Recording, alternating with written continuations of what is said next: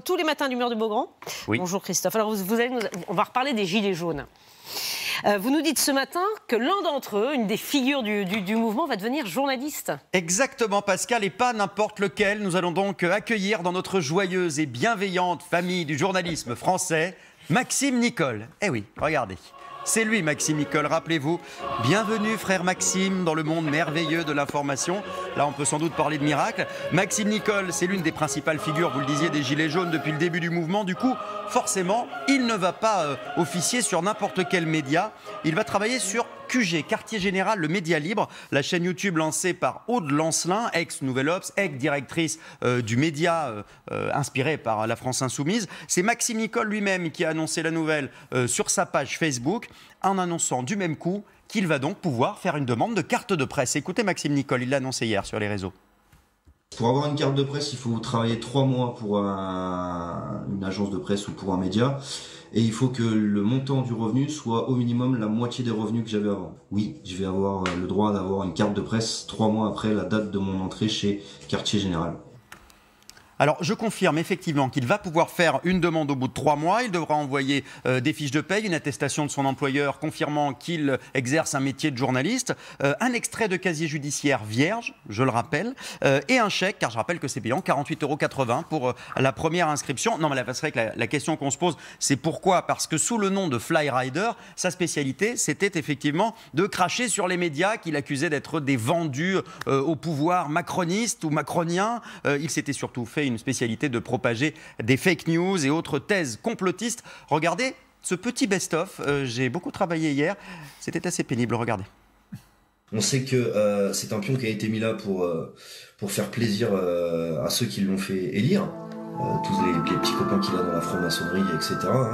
Il y a un réseau d'enlèvement d'enfants là qui est en train d'être dénoncé de façon de ouf, parce qu'il y a eu plusieurs tentatives d'enlèvement d'enfants sur Paris ces derniers jours. Vous pétez la tête à nos gosses. Vous commencez à discuter de lois sur l'éducation sexuelle des enfants à l'école et machin et bordel. Moi, je suis une gamine qui va avoir 9 ans. C'est hors de question qu'on lui apprenne à tailler une pipe à 10 ans. C'est mort. Et si c'était un attentat, dites-vous bien que le mec qui veut faire un attentat vraiment, il attend pas qu'il y ait 3 personnes dans une rue le soir à 20 h. Voilà pour les extraits de ce qu'a fait pour l'instant Maxime Nicol sur les réseaux sociaux. Il peut avoir une carte de presse. Non, mais qu'il l'ait, c'est pas le problème. Mais il s'est distingué pendant toute la crise des Gilets jaunes comme celui qui racontait le plus de tartarinades. À Nice, il a fait un meeting avec un type qu'il a présenté comme détenteur de secrets d'État, tout ça est parti en eau de boudin, qui devienne journaliste et qu'on l'embauche très bien. Il raconte quand même n'importe quoi. Elisabeth. Ça prouve que quand on dit les journalistes, ça veut rien dire une fois pour toutes. Les journalistes, ça veut rien dire. Il y a des journalistes. Et les journalistes, ça n'est pas une entité homogène. En tout cas, ça a créé beaucoup de débats sur les réseaux sociaux, beaucoup de critiques. Aude Lancelin, que j'ai contacté, la patronne de ce média, donc QG, m'a confirmé qu'il serait bien chroniqueur dans une émission qui s'appelle Quartier Jaune, qui parle précisément du mouvement des Gilets jaunes et de la façon dont il évolue. Voici ce qu'elle m'a répondu quand je lui ai posé la question sur la polémique et les critiques. Ça n'est pas une affaire d'État, dit-elle. Je crois que c'est important de faire entendre d'autres voix dans les médias, notamment des voix légitimes au sein des classes populaires, trop peu représentées dans notre milieu. Voilà les propos d'Aude Lancelin. Alors, est-ce que c'est une bonne idée ou pas? De son point de vue à elle, en tout cas, ce qui est sûr, c'est que c'est un média participatif. C'est-à-dire qu'il vit grâce aux dons de ceux qui le regardent. Et c'est vrai qu'on sait qu'il a une grande communauté de fans.